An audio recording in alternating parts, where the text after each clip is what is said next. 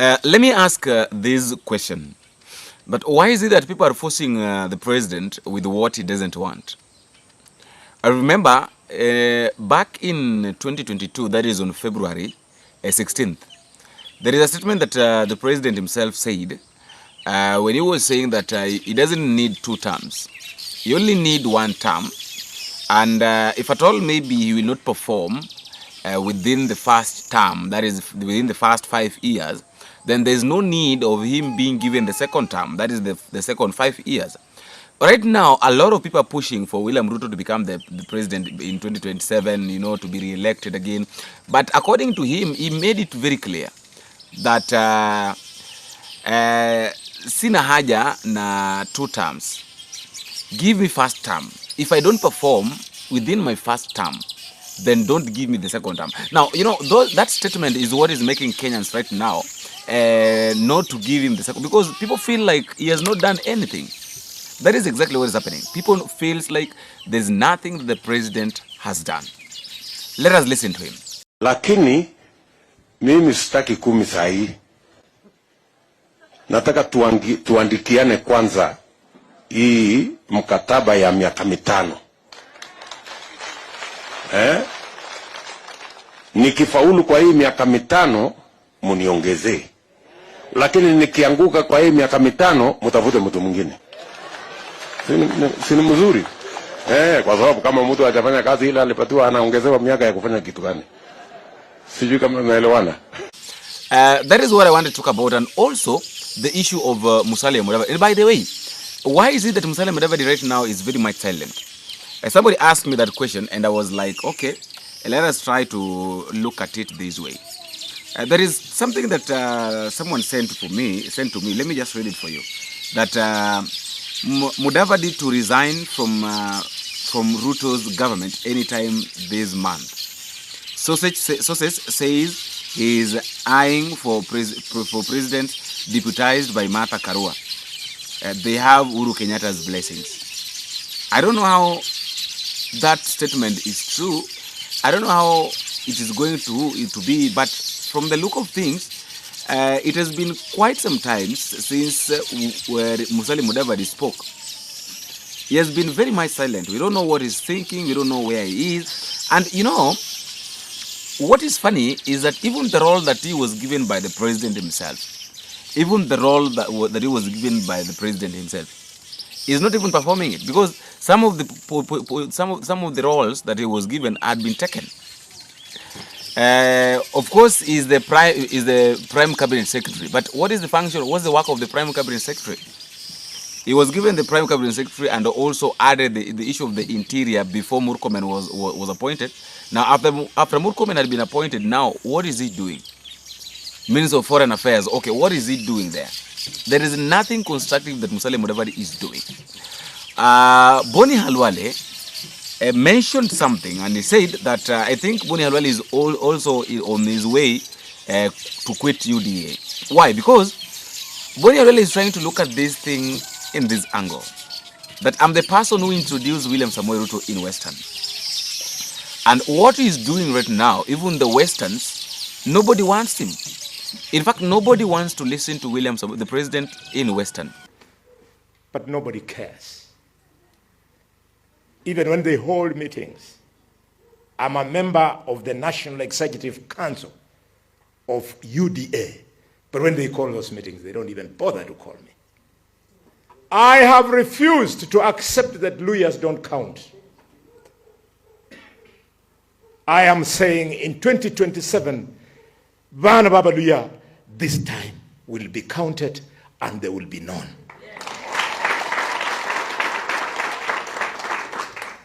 As far as Mudavadi is concerned, as far as Wetangula is concerned, you are only as good as you help them to take people to the polling stations so that they get those positions. When they get whatever benefits they get in return, which I don't know, Wetangula, mani ne helicopter, mahira ibungoma, Mudavadi, maiha nende helicopter ibihika, mahira bindu bienebo, iweneyo, papara kukakameka ibero, I am going to make sure in 2027 Kakamega gets a position at the national table of brotherhood. I'm going to make sure in 2027, whoever thinks that Luyas are not there, now ile masomo yenye Michael kijana wa Malu alinipatia, akaniambia ukiwa katika siasa heshimu wale waliokutangulia. Nimeheshimu Mudavadi, nimeheshimu Wetangula, but because they have let us down, I have decided let them go there, but they will also find me there. Yeah.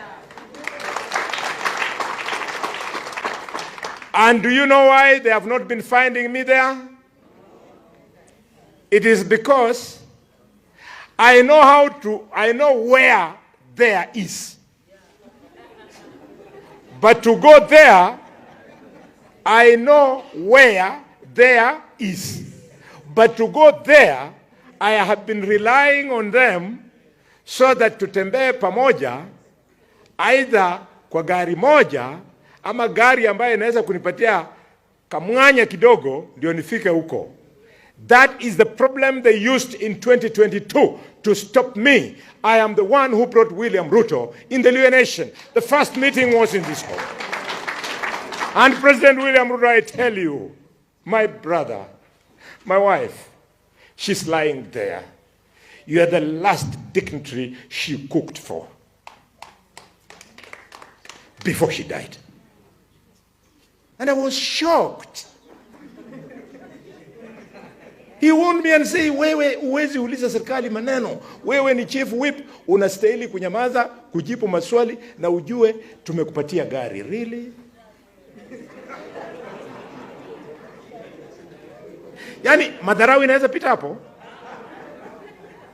Senator wa Kakamega urepresentanga 2.5 million people yako biro kura shikira bamwe mutuka kolera balone. Mituka jitu mulwanyi chiosi ni kyanje kwa GK kubulamu khale mulala.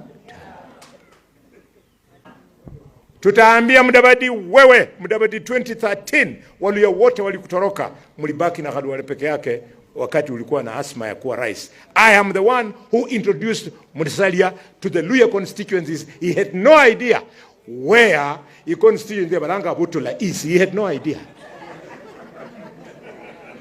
I scratch your back in 2013. In 2027, you scratch my back. Would that be too much to ask of Mudavadi? I'll tell Wetangula.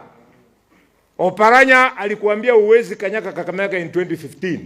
Wewe ulikuwa unataka kuambia Waluya Muliro Garden kwamba you want to be president. Oparanya ni ambakana. Nisi mukana basaza balangwe Kolomani Express. Nikarudisha Wetangula katsendeti. Wetangula, whether you hate me or you don't, I made you senator and you recovered your career. I did, and it was not me. Let me tell you the secret. It's because na hatuka we now senjira kumabeka ka Michael kijana wa Malwa. So I will tell him, I'm not asking for too much. Onyambe, Governor of Kakamega. Would that be too much? Western has been taken by George Natembe'a. George Natembe'a is against William Samoei. And I told you that anybody that is against the president, anybody that is against William Samoei Ruto is of the people. Right now, what people want is anybody that will be against the government. That is the person that they will be listening to. And that is why they're listening to Rigathi Gachagua, in as much as maybe they know that Rigathi Gachagua is not the best leader. Of course, you and I knows very well that Rigathi Gachagua we cannot replace, we cannot take William Ruto away out and put Rigathi Gachagua there. Let us just be open. Let us just be frank that Rigathi Gachagua is not the best replacement of William Samoei Ruto. It's like we are taking ourselves from frying pan into fire. Rigathi Gachagua, people say that Rigathi Gachagua is worse than William Samoei Ruto. Of course, when you listen to Rigathi Gachagua speaking, he has never spoke about Kenyans. Let us just be open. Rigathi Gachagua, I've never heard Rigathi Gachagua speaking about Kenyans. Rigathi Gachagua normally speaks about Mount Kenya. Mount Kenya. Of course, it's all about high cousin. Sometimes he goes to Mombasa, sometimes he goes to Western. And I told you that if we have a very good mobilizer, Rigathi Gachagua is the best mobilizer. But then, There's no need of being the best mobilizer if you can't be a good leader. Be a good leader, be a mobilizer, and at the same time be a good leader. A good leader understands Kenyans, not a tribe, not a section of Kenya, but the whole of the country. I don't know what is going to happen between, and I normally say this, that I don't know what is going to happen if these people now it will reach a point that now these people will say that now we want to choose a presidential candidate. Remember, here we have got Fred Matiang'i. Here we have got Rigathi Gachagua. We have got Martha Karua. We have Kalonzo Musyoka. All these people are eyeing to become presidents. Rigathi Gachagua was a deputy president, former deputy president, was impeached. Martha Karua, deputized, was supposed to be the deputy president. Suppose Raila Odinga won the elections in 2022. Kalonzo Musyoka was the first vice president. Look at Matiang'i. Matiang'i, everybody is like right now, it's like everybody is supporting Fred Matiang'i. So I really don't know how this picture is going to be. I really don't know how it's going to look, and I can't imagine what's going to happen. But one thing I can say is that let us just wait and see. That's what I can say. Let us wait and see what is going to happen. Because if we relax, if we fold our hands, like let us now fold our hands and wait. That is what I'm saying. Let us fold our hands and wait for the battle, because this thing is going to be a battle. It is really going to be a battle between these leaders. Everybody wants something. And there is nobody who doesn't want to become the president. That is a lie. So the president himself told us that give me the first term. If I don't perform in my first term, don't add me another term. Because what am I, in fact, he said that, what am I going to do in that second term that I didn't do in my first term? So my question is this: if the president has failed to perform within the first term that he was given, it is now the third year, he has done nothing constructive. So what makes us Kenyans feel or think that if we add him another term, that is now these remaining 8 years, is going to perform, or these remaining 7 years is going to perform better than first year? We normally know that good leader is seen by the first term, by the first 2 years that is supposed to perform. If he fails to perform in that 2 years, then I don't think if he's going to perform. After all, guys, that is just my thought, and that is all I have for now. Let me know what you think at the comment section. But just a quick reminder that if at all you're meeting for the first time, don't forget to drop your comment section, tell me what you think, and where you're watching this video from. Until we meet again, I have been your host, Bonny. So, bingo.